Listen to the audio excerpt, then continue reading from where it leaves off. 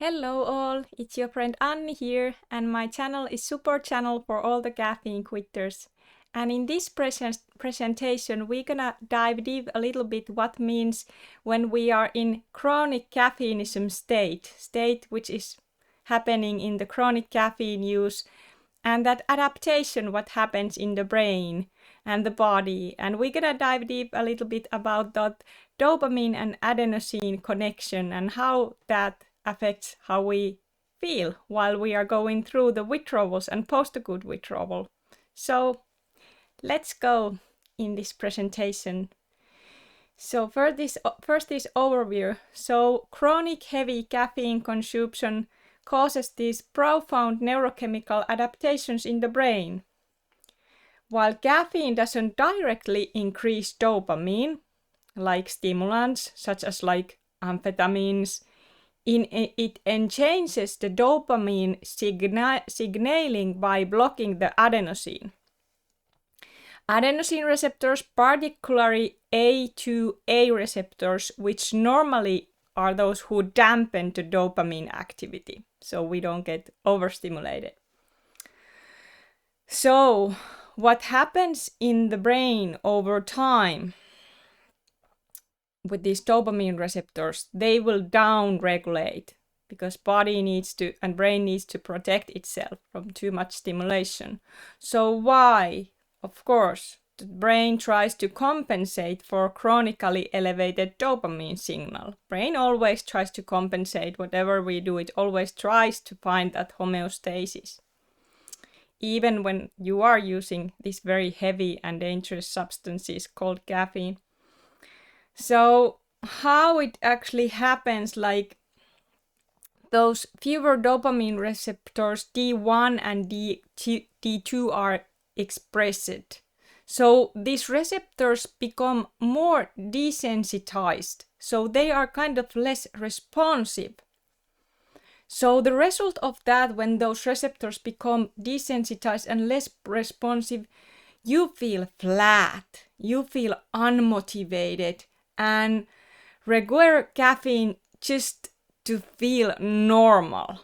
Like when you are in addiction, you actually need that drug that you will stay functional. So what happens to that adenosine receptors when they upregulate? So why they upregulate? Caffeine chronically blocks adenosine receptors, those A1, A2A. So the brain, how intelligent it is, it creates more of them to restore that balance, homeostasis. What is the result after quitting caffeine? Adenosine floods the brain. What does it mean? Extreme fatigue, brain fog, and low alertness due to oversensitivity to that adenosine, which is there floating in the brain now. Dopamine doesn't bind effectively. What does that mean when the dopamine is there floating, but it cannot bind effectively? And when you are going through pause, this can feel like extreme scary. You are wondering why I'm feeling this, why nothing feels good again, why I'm not myself, why I cannot get any pleasure for anything. It affects your stress response. Your stress response increases also because of that. So, if dopamine is present, but there are too few of these receptors, or these two are important things to understand in this, or the receptors, they are non-responsive. Signal just doesn't go through like it normally would. The signal does not transmit effectively. Normally, dopamine regulates and calms the HPA system, stress system. Normally, when the dopamine is balanced, it actually calms the HPA system. So your body knows when it's time to relax and when it's time to get up and go, so-called.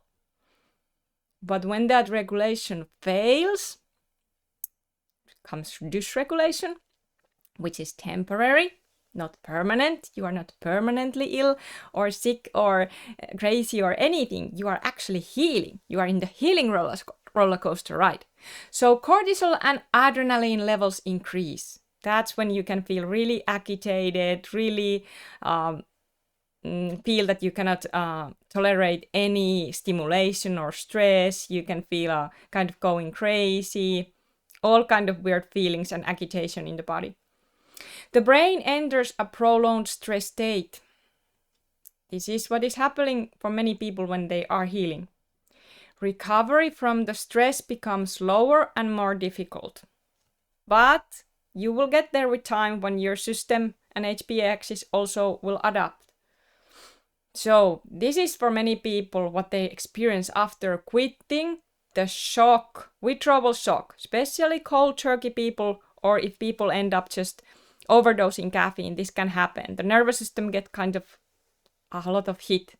But guys, don't worry, I'm here to reassure you. Even if you did cold turkey, which I don't recommend, or you did end up this shock state where your nervous system couldn't kind of take it anymore and it started to go in that reset mood, rewiring itself, you still heal completely with time. So in this shock, too much adenosine signaling due to upregulated receptors, constant tiredness. There is so many receptors and it have to balance it out. You feel tired, you feel just flat, not yourself. Fatigue, really fatigue. And you can have also a lot of different kind of pains and aches and muscle tension and not feeling like you are yourself. DPDR, depersonalization, derealization, not almost like living in the bubble that you cannot get out. But then when you have those windows, it gives you that reassurance also that that is how you feel when you heal. You are not having those waves anymore.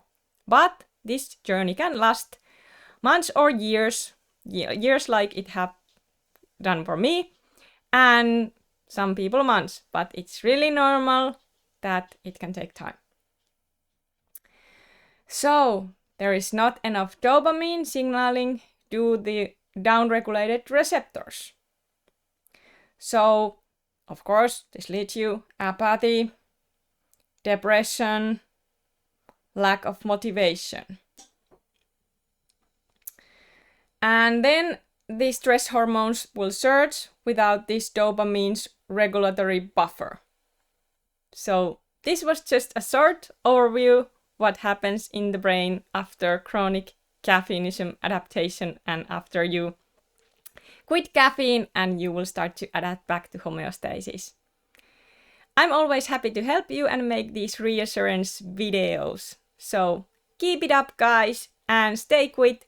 Always remember, not take any form of caffeine in this journey, not even single piece of chocolate, not anything that can affect your brain. I don't also recommend any supplements, any medication or anything, just pure peer support and natural tips. Like the best tip is just give it enough time and then just find the diet that fits you, drink plenty of water and try to avoid stress and try to focus the positive stuff, which I know that can be hard to find in this journey, but there's always something that you can put a little bit focus on, even walking, whatever you can kind of distract your mind while these symptoms are on, that will help you keep going.